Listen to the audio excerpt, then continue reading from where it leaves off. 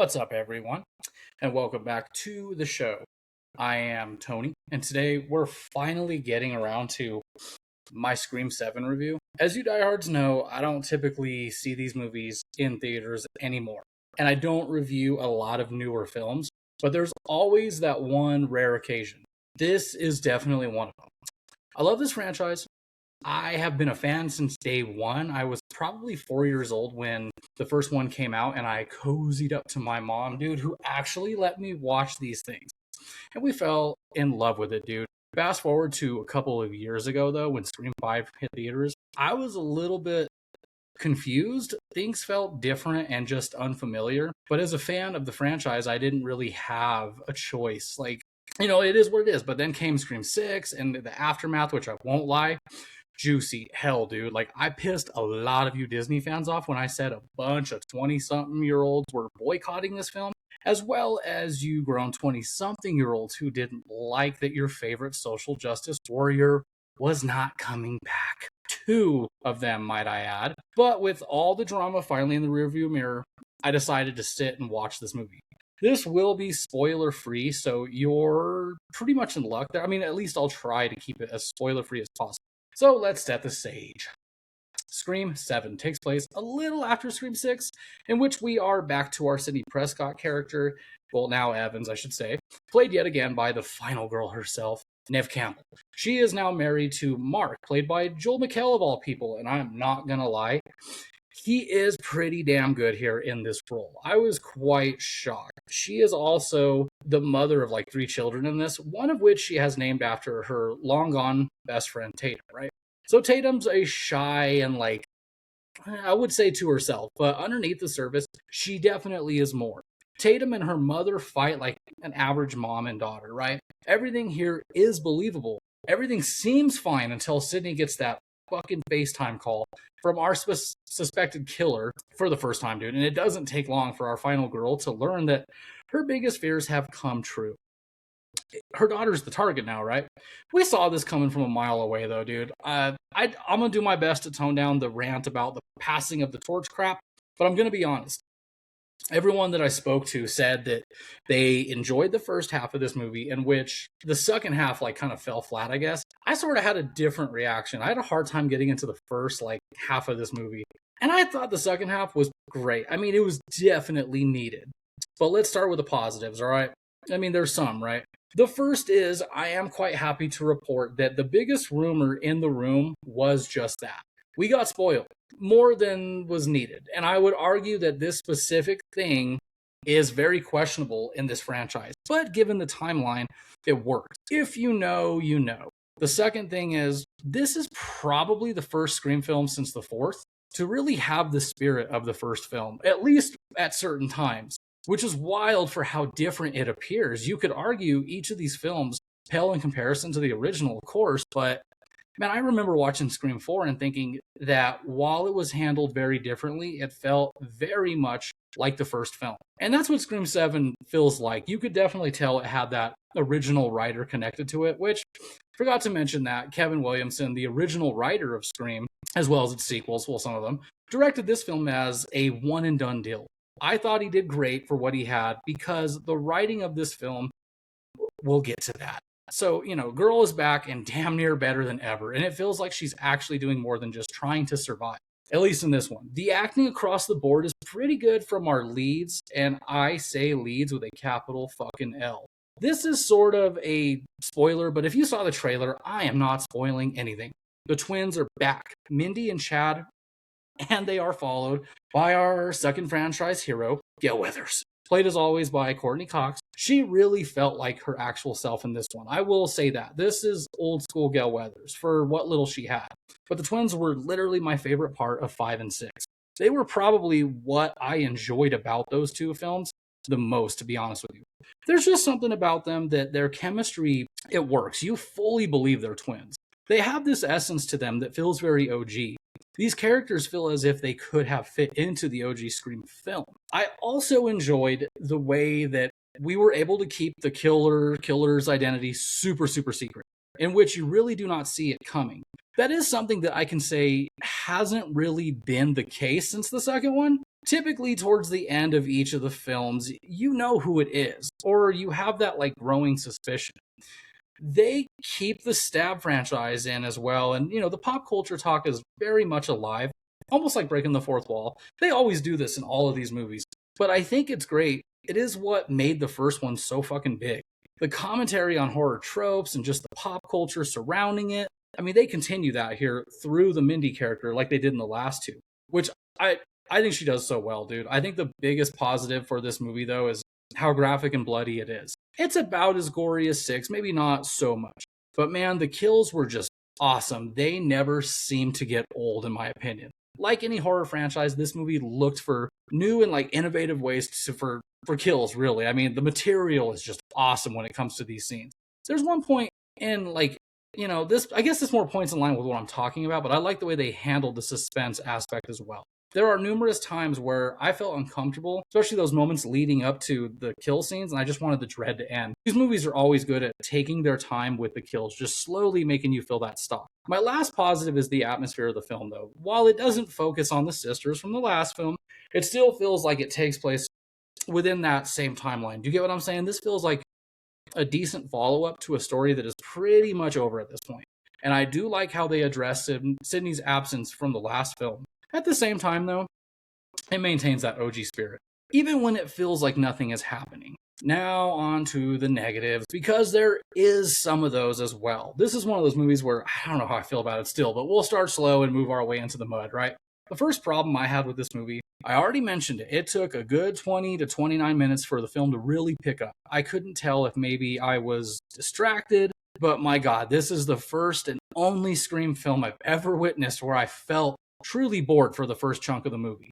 Don't get me wrong, I enjoyed the opening scene. Those kills were awesome.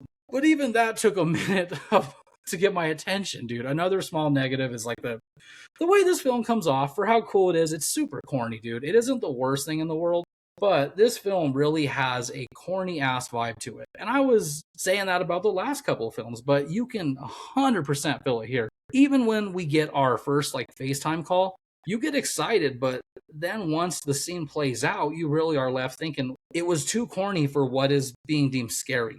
And I also mentioned how the acting from the leads is great, but that's the leads, not so much with the secondary characters.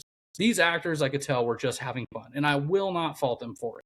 But it came off as uneven. The acting from some of these characters felt so off balance that it almost felt forced, or AI-like, if that makes sense. Again, it's just corny. We can't forget to mention this either, that this film is designed as yet another attempt to pass the torch. While the Tatum character, played by Isabel May, is a good addition, and very convincing as like that shithead teenager looking for love and all that wonder, right? She is no Sydney. And sadly, this film goes out of its way to make that point up until the end. She did great acting-wise, but I do not care enough to want to follow her through the next one. I know this, like I kind of knew this was going to be a passing of the torch, and that is fine. Let's get this out of the way. I bitched about it with the last two, and I understand the argument. These legacy characters are getting much older, and it is time to shift gears to a new crew for the younger audiences, especially if you want to keep a franchise interesting. I am being quite honest with you when I say that I hate this method. When it comes to these franchises, I get it. I am just simply saying I do not like it. Call me old. I do not give a shit. But even with the last two, the sister characters were more interesting. I am not just dogging on the Tatum character, just so we're being honest about that. I'm also talking about the other teen characters. This is where the film's quality does take a dive. The younger characters are supposed to be like the focal point in every one of these films. But Jesus, dude, this one feels so empty. I did not care anything about any of these fucking characters at all. Nothing about them was interesting. We barely got any sort of background on any of these characters. New kids as they're supposed to be. And we're supposed to care about them. Sadly, it means nothing. Anyway, when you really get down to it, it means nothing. What was like the point in that? For real, dude, I want to know what purpose did these characters serve? The only thing about them that was relatable is the fact that these characters are the spitting image of what it's like dealing with people their age today. And you know what the fuck I mean. Such a waste, too. Because you had all the ingredients to make this feel similar, but we took different twists and turns this time around. They made some very questionable risks with this movie. I'm just being honest about that. And I'm still trying to figure out if any of it really paid off. Like I said earlier, Gail is cool and all, but because Sydney is back, she does take a backseat in this one. I knew that walking into it. I like that they got her back to her roots, though. But where the fuck was she half the time? You know what I mean? All right, time for the one big problem this movie had. This is my final negative. First off, let me repeat what I said earlier. I thought that they handled keeping the killer's identity, super secret. They did it very well. First time in a long time. But none of that really matters when the payoff is shit. Look, I will not spoil this at all. But I will say, you don't see it coming. But you won't give a shit. There's no weight to it when you see what happens. You will be left wide-eyed like, how the fuck? Someone in the studio wrote this and went, great, this will work. It doesn't work. It's very fucking lazy, dude. It will frustrate you. I can promise you that. I have seen some shitty killer reveals, but even for this franchise, this shit's pitiful.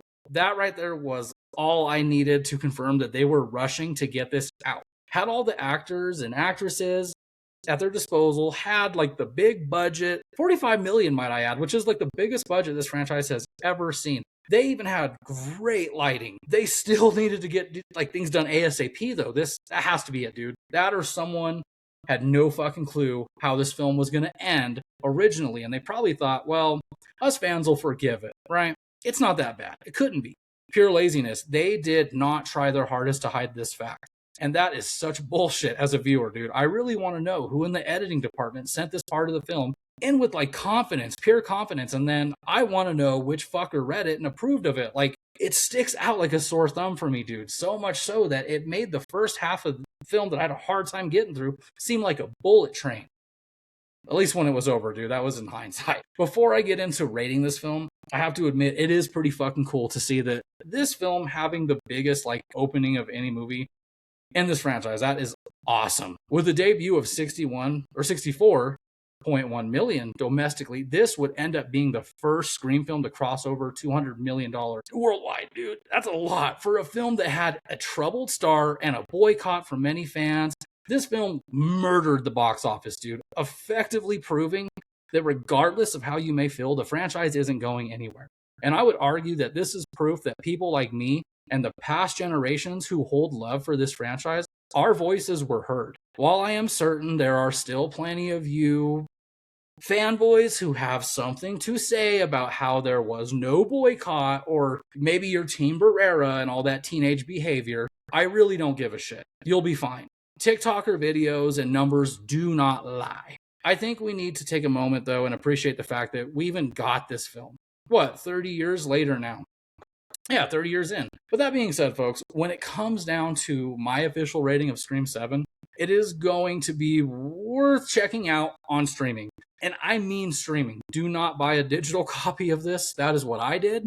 And it is the equivalent of having to buy a movie ticket and walking out pissed. Only difference is you get to have a license to view it until they take it away from you or fold or whatever. Wait for this to be free. That would be my advice. It was nice and all, but not worth a theater visit or a licensed copy purchase. But if you're a collector like me, though, for sure add it to your shelf. I know, that makes no sense. That is the better way to go, though. I wish I would have waited long enough for that, to be quite honest with you. I feel better buying a physical movie and owning it regardless of the end result. And like I said, I wouldn't have said that, 20 years ago, but I think you get what I mean. Given how shit is now in the industry, it just makes more sense to have a shitty copy, at least a real copy of a shitty film. It makes the big difference, dude. This movie, though, is very, very underwhelming. I'm just being honest, as a hardcore fan, as somebody that was so excited for Sidney Prescott to come back, this film's very, very underwhelming. I just walked out thinking, okay, I enjoyed parts of it, but was that really it? For as much shit as I gave Scream 5 and 6, those held my attention a lot better than this one did. It's hard to really figure this movie out. I've watched it about 2-3 times now, and I'm still trying to figure out where I would put it, because I'm definitely going to be ranking these films pretty soon. So Scream 7, have you seen it? Do you agree with my take on it? Are you a diehard fan that don't like that? Comment below, let me know. Thank you guys for watching. As always, make sure to stay rad.